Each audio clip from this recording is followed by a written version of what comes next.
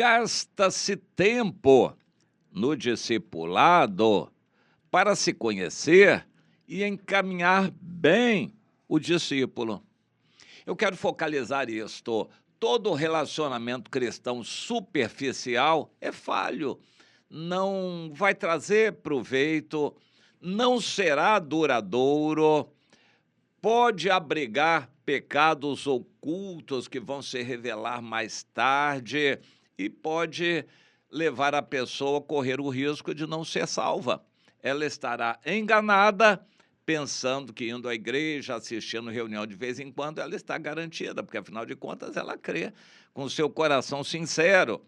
Mas se ela não obedece, não dá frutos, não faz parte do corpo, não está em comunhão, ela corre o sério risco de não subir no arrebatamento. Portanto, Deus quer que a gente plante a semente bem desde o início e cuide dela. Quando a gente plantar, não plante em terreno rochoso, mas também, quando você plantar a semente, limpe em volta o mato para o espinheiro não crescer junto com a sua semente. Regue a sua semente, examine a cada dia como ela está. Isso é significativo, importantíssimo. Você acompanhar cada dia, regar na medida certa, não com água demais, regar na medida certa, limpar, tirar o mato em volta, acompanhar o crescimento da planta. Se você cuidar bem no início, depois ela vai sozinha. Uma árvore adulta não precisa que a gente fique cuidando dela, ela já se enraizou, se estabeleceu, ocupou seu espaço, absorvendo o sol na medida certa, absorvendo o malfadado CO2, que é alimento para as árvores. O que é odiado aqui nas grandes cidades como poluição é amado pelas árvores, o CO2, porque é alimento de onde ela tira o tão necessário carbono que forma a madeira. Pois é, as árvores bem estabelecidas vão crescer sem que a gente precise ficar cuidando mais delas, mas nós cuidamos no início. Assim é a vida de um cristão. Quando a gente cuida bem no início, evangeliza bem, discipula bem, depois vai virar um crente adulto que não somente vai se estabelecer, como vai ganhar muitos outros também. Deus quer que sejamos assim. E Ele nos ensina que todo relacionamento superficial é perigoso e falho. E é o que normalmente acontece nas igrejas. As igrejas vivem de reuniões e as pessoas só se encontram nas reuniões quando se encontram. Porque há muitos crentes que não vão a todas as reuniões, vai numa, não vai na outra, o outro não vem naquela que ele foi, e às vezes leva um mês para ele encontrar aquela outra pessoa. Não dá para ter relacionamento assim, esporádico, errático, não dá para a gente desenvolver relacionamento. Isso não é igreja, é ajuntamento religioso, como Deus descreve lá em Isaías, no capítulo 1, que aborrece a Deus. Grande parte das igrejas estão aborrecendo a Deus, ao invés de agradando. Leia lá, Isaías capítulo 1, a realidade como Deus mostra, tudo podre, estragado, contaminado, e o povo tocando uma rotina religiosa normal, com reuniões semanais, mensais, festas, ajuntamentos, orações, sacrifícios, o povo achando que está bem e agradando a Deus, e o Senhor dizendo que eles estavam muito mal. Isaías, capítulo 1, vá verificar. Mas então, o que Deus quer de nós? Ele não faz questão de número, de quantidade de pessoas, mas Ele quer cristãos sinceros, verdadeiros e que comecem bem. Deus quer que estejamos dando toda a atenção à pessoa na evangelização para que ela tome uma decisão firme, pensada não precipitada. Cuidado, a maioria dos crentes que pregam o evangelho, que eu conheço, porque a maioria dos crentes não prega o evangelho, mas os que pregam, que são obreiros, a maioria que eu conheço são precipitados. Olha, Jesus te ama e tal, você não quer aceitar Jesus? Levanta a mão e aceita Jesus.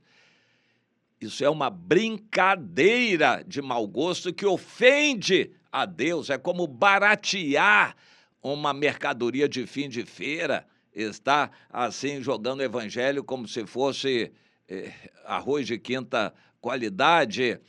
Não, isso não é evangelizar, isso é horrível e prejudica a pessoa.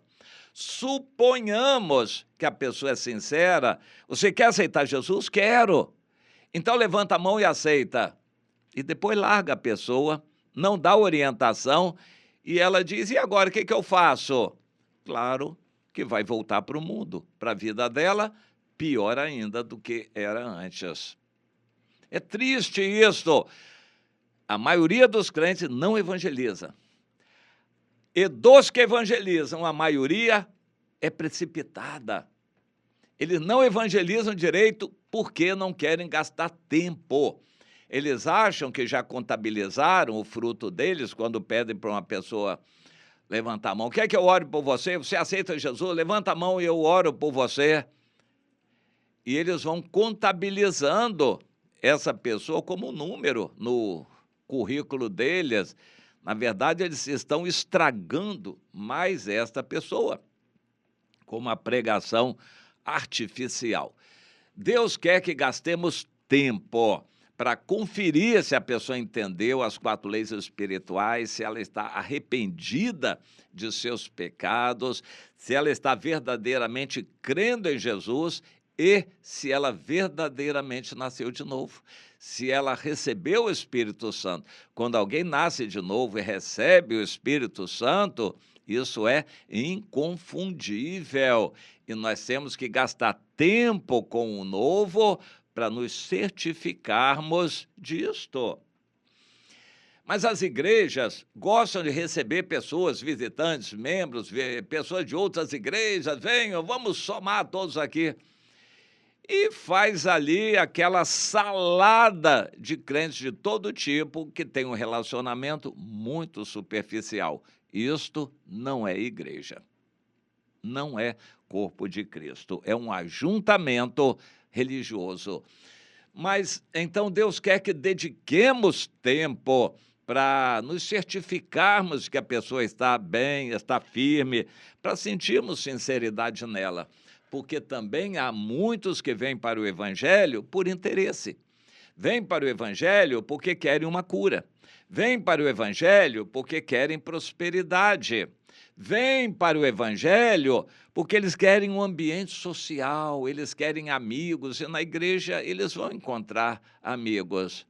Nada disto é a base da vida cristã. Davi é um personagem na Bíblia que nos ensina muito. Ele errou muito também, mas agradava a Deus com um coração sincero.